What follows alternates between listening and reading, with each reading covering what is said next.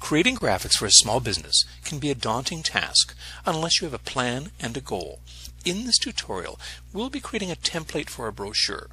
By using a template, you can greatly reduce the design time and allow you to ensure consistency from one project to the next.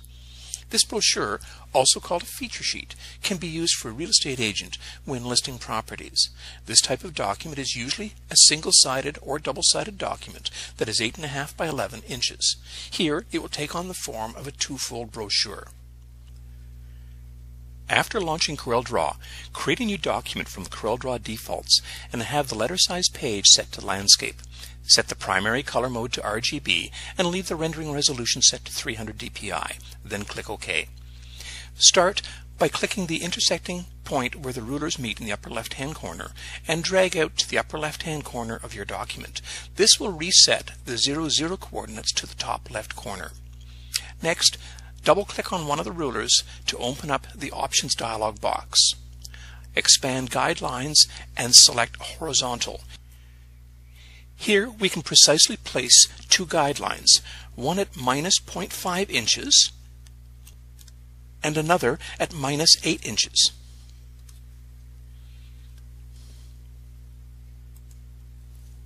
Next, select the vertical option, and here we're going to be adding 5 guidelines.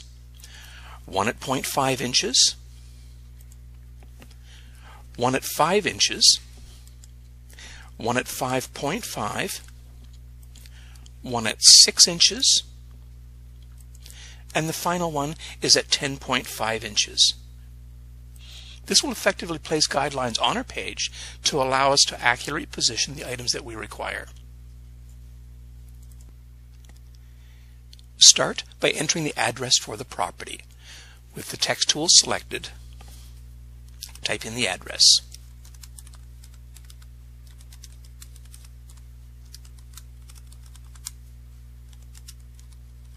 And the price for the unit. Format this text. I'm going to change it to Bodoni 18 point, center justify, and I'm going to make it red. I'll now move this text into position. Next, what we're going to do is create a couple of rectangles that can be used for power clip frames and a text frame. But before I do, I want to turn on my alignment guides.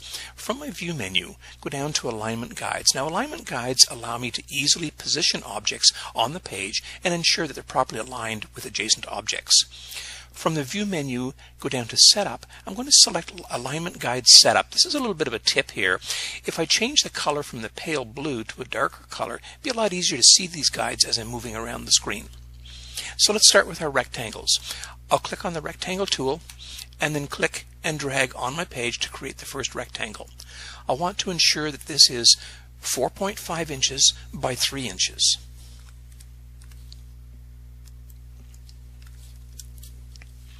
And position this into place. Now I'm going to duplicate this rectangle and I'll move it to what will become the back panel for this brochure. I'll take this rectangle, duplicate it once more, and with the duplicate I'm going to make this 1.5 inches in height and position it below the first one. You'll notice my alignment guides appear, so I know that I'm properly aligned with the one on the back as well as the center. I'll duplicate this rectangle one final time. I'm going to resize this one to 2 inches by 1.5. And I'll move this to the back panel, upper left-hand corner. New to CorelDRAW X6 is a layout toolbar. Right-click anywhere on a blank space on the toolbar and select Layout. Layout toolbar allows me to convert objects to specialized frames. For example, clicking on this will allow me to convert this rectangle to a power clip frame. So I'm going to create a couple of power clip frames out of these elements. And this final one is going to be a text frame.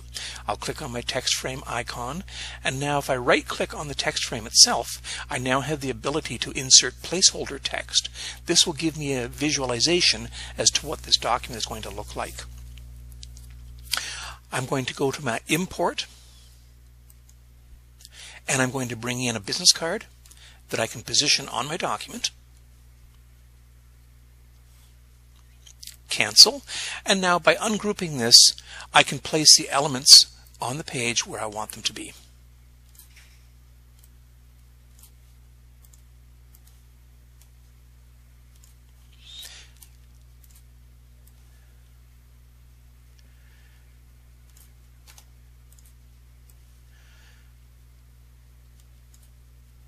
Now that I have the front of the panel completed, I'm going to work on the back panel. First, what I want to do is I'm going to add some effects to this particular power clip. I want to add a drop shadow, and I'll use a small glow preset. You won't notice the drop shadow here until I actually power clip into this. I'm going to take this element, I'll drag it and tap my space bar to make a copy of it in this location. And I can move around the screen, adding copies where I want them. And there's my final one. And finally, to complete the back of this, I'll need one more piece of text.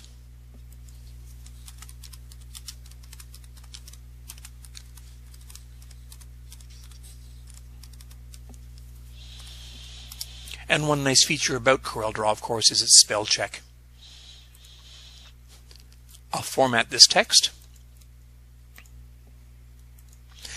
make it the same formatting as I have on the front of my document, and once I'm finished with the formatting, it's simply a matter of moving it into position. Again, have it perfectly centered. So using a few simple tools, it's very easy to create an attractive template. We're going to go ahead and work on the inside of the template, and then we'll take a look at how we save this out. Now that our template is complete, it's simply a matter of going to the File menu and selecting Save as Template. In the Save as Template dialog box, I'm going to type a name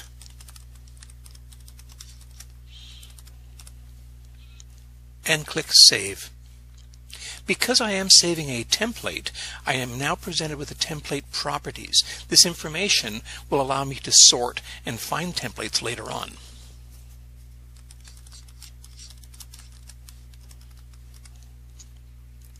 It's a double-sided, two-fold, and I can select the template categories as well. I'm going to call this one, we'll go Other and Real Estate.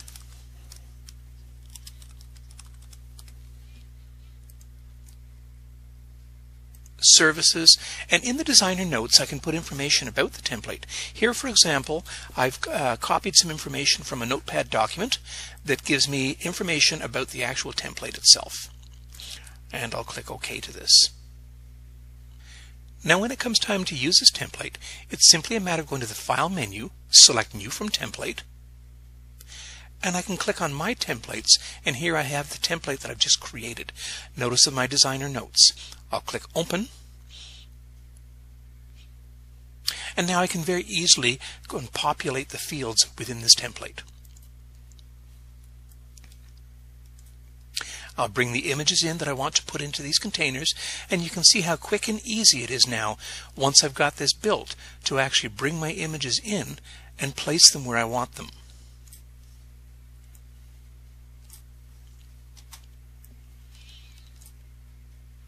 I'll click Cancel on this, and now it's just a matter of positioning the images using my Power Clip drop-down menus. And of course the block of text gives me a description of the property itself.